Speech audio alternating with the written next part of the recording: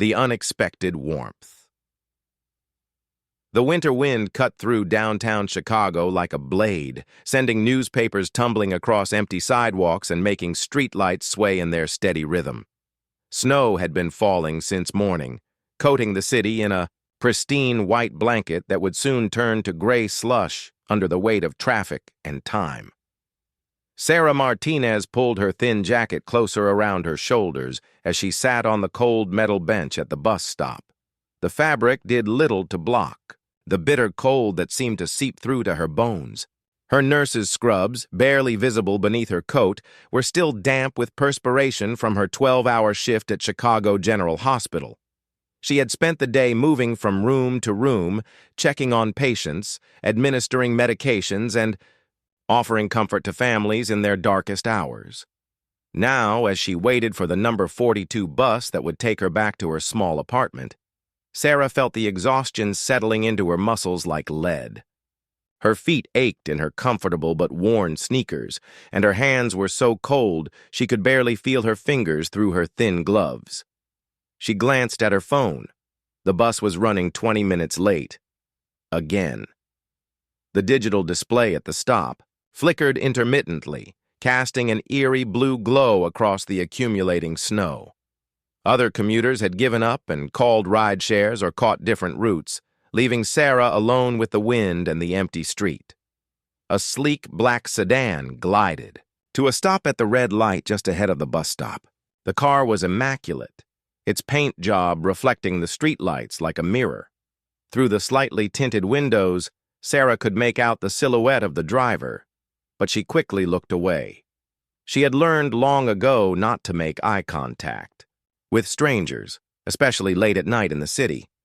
The light turned green, but instead of driving away, the car pulled over to the curb near the bus stop. Sarah tensed, gathering her purse closer to her chest. The driver's window rolled down with a quiet hum. "Excuse me," a deep, gentle voice called out. "Are you waiting for the bus?"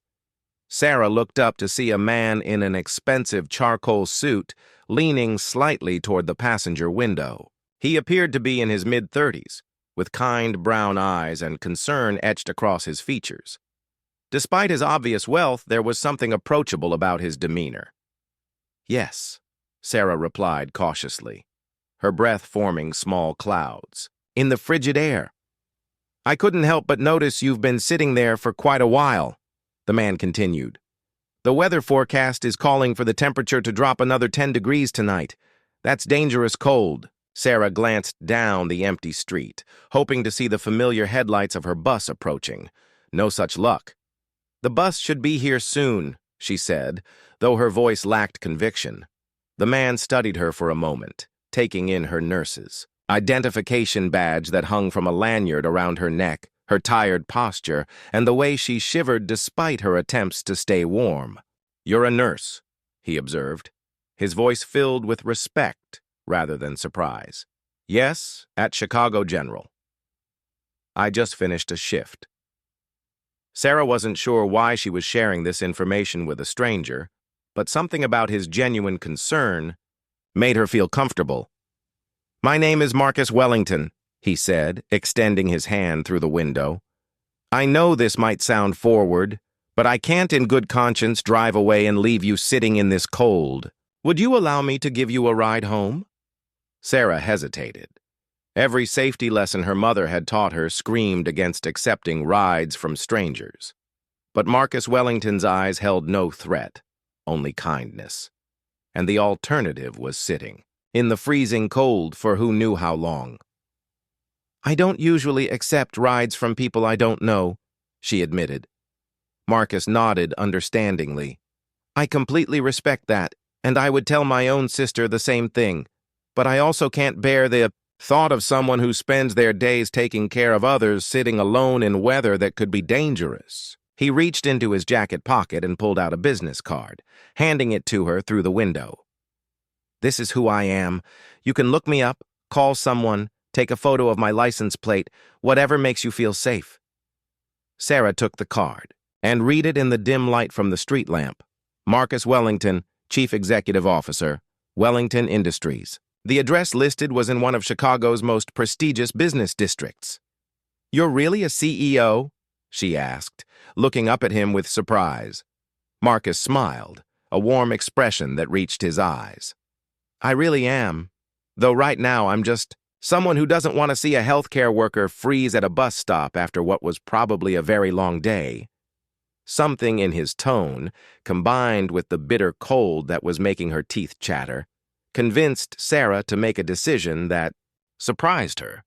"Okay," she said, standing up from the bench, "but I'm texting your license plate number to my roommate." "Absolutely," Marcus replied, already getting out of the car to open the passenger door for her. "I'd expect nothing less." As Sarah settled into the warm leather seat, she felt the immediate relief of heated air washing over her frozen skin. The car's interior was luxurious, but not ostentatious, with subtle touches that spoke of quality rather than showiness. "Where to?" Marcus asked as he buckled his seatbelt. Sarah gave him her address, then sent a quick text to her roommate Emma with Marcus's license plate number and a brief explanation. As they pulled away from the curb, she noticed that Marcus drove carefully, respecting speed limits and yielding to pedestrians with the patience of someone who wasn't in any particular hurry. "Long shift today?" Marcus asked, his voice gentle as he navigated through the quiet streets. 12 hours, Sarah replied, already feeling more relaxed as warmth returned to her fingers and toes. "We had a busy day in the cardiac unit. Sometimes it feels like the work never ends, but I love what I do." Marcus glanced at her with admiration. "I have tremendous respect for people in healthcare. My grandmother was a nurse, actually. She used to tell me stories about her shifts, how she would come home exhausted but fulfilled." They talked quietly. As Marcus drove through the city streets, their conversation flowing naturally from healthcare to family, to their shared love of Chicago deep dish pizza. Sarah found herself genuinely enjoying the company of this unexpected stranger who had rescued her from the cold. When they reached her apartment building, a modest brick structure in a working-class neighborhood, Marcus pulled over and put the car in park. He made no move to get out, respecting the boundaries of their brief acquaintance. "Thank you," Sarah said, her hand on the door handle. "This was incredibly kind of you." "The kindness was all yours," Marcus replied. "You spend your days taking care of others. It was my privilege to take care of you, even if just for a few miles." As Sarah stepped out into the cold night air, she realized that sometimes the most unexpected encounters could restore your faith in human goodness. A wealthy CEO and an overworked nurse had shared nothing more than a car ride, but in that brief connection, both had been reminded of the simple power of compassion. The snow continued to fall as Marcus waited until Sarah was safely inside her building before driving away, disappearing into the Chicago night as quietly as he had appeared.